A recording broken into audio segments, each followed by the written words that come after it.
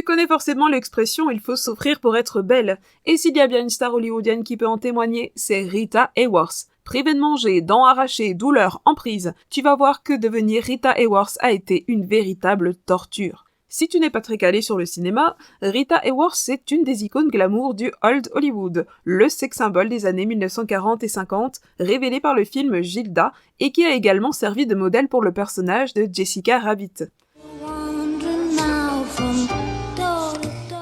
De son vrai nom Margherita Cancino, son père voulait tellement qu'elle devienne une star qu'il l'a privée de son enfance en la faisant travailler sans relâche.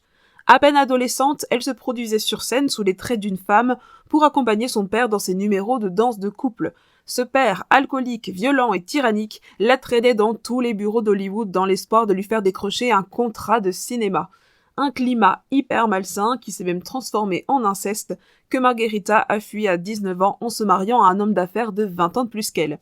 Ce mari pensait qu'elle était trop typée latina pour réussir à Hollywood et tel Frankenstein devant sa créature, il va la métamorphoser pour passer de Margherita Cancino à Rita Hayworth. Elle a pris des cours de diction et de maintien, elle était mise constamment à la diète. Elle a subi les prémices de la chirurgie esthétique, on lui a notamment arraché les molaires pour creuser son visage. Pendant des semaines, on a brûlé les racines de ses cheveux pour redessiner leur implantation, et on les a colorés en auburn.